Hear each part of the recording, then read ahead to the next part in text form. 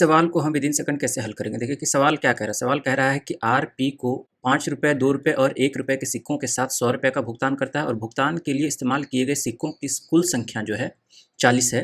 तो भुगतान में 5 रुपये मूल्य वर्ग के सिक्कों की संख्या कितनी होगी। ठीक है दोस्तों, तो यहाँ पर देखिए कि दिया हुआ है कि 5 रुपये है ना। वैल्यू ऑफ इच कॉइन कितना दिया हुआ है, 5 रुपये, 2 रुपये और 1 रुपये के सिक्के हैं। और नंबर ऑफ कॉइन्स कितना है, नंबर ऑफ कॉइन्स मान लेते हैं कि 5 रुपये का एक्स है और 2 रुपये का वाई है और 1 रुपये का जेड नंबर है। ठीक है, तो प्रश्न के हिसाब से टोटल नंबर कितने हैं, x plus y plus z 40 है और वैल्यू कितना है टोटल 100 रुपये का है वैल्यू। ठीक है, तो ये कितना हो जाएगा, 5x plus 2y plus z बराबर 100 रुपये।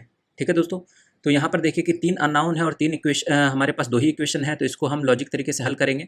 तो कैसे यहाँ पर हल करेंगे, देखिए कि इस इक्वेशन से इसको घटा दीजिए तो कितना हो जाएगा, x plus y plus z बराबर 40। घटा दीजिए, तो घटाने के बाद कितना बनेगा आपका, आप कहेंगे 4x प्लस 2y में से y जाएगा y प्लस जेड कैंसिल हो जाएगा। ठीक है, बराबर ये 100 में से 40 जाएगा 60 बनेगा।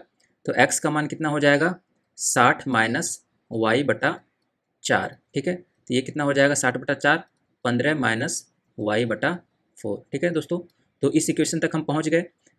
तो अब देखिए कि यहीं से आपका आंसर आ गया।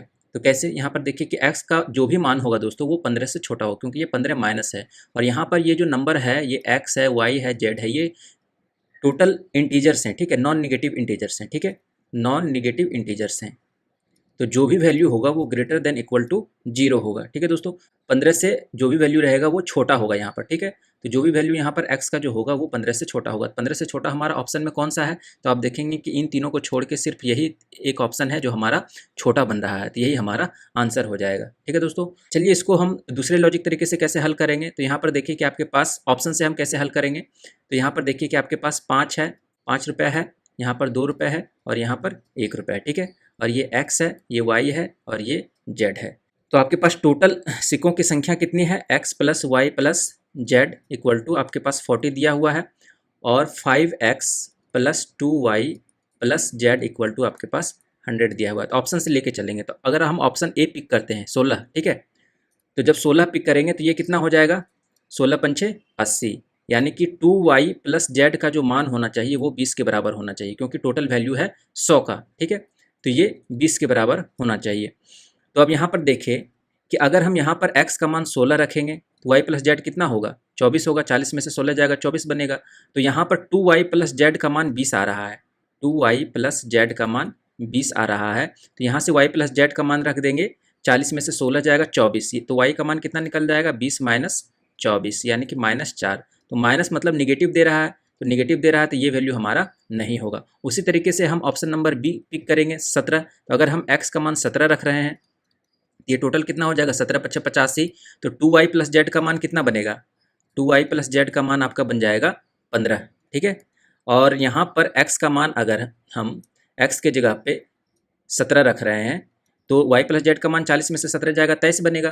तो यहाँ से y कितना निकल जाएगा, 15 माइनस 23 जो कि -8 दे रहा है। ये फिर निगेटिव आ रहा है, तो निगेटिव वैल्यू हमको लेना नहीं है। उसी तरीके से x का मान अगर हम 18 रखेंगे तो ये कितना बन जाएगा, 18 18 पच्चे 90। तो 2y प्लस जेड का मान कितना बनेगा, 10। और उसी तरीके से यहाँ पर अगर हम x का मान 18 रखेंगे तो 40 में से 18 जाएगा तो कितना बनेगा, 22, यानी कि y का मान कितना हो जाएगा, 10 माइनस 22 यानी कि -12 हमारा फिर निगेटिव आ रहा है, ये भी वैल्यू हम नहीं लेंगे। उसी तरीके से अगर हम x का मान 13 रखेंगे तो 13 पच्चे हो जाएगा 65। ठीक है, तो 2y प्लस जेड का मान कितना बन जाएगा, 35।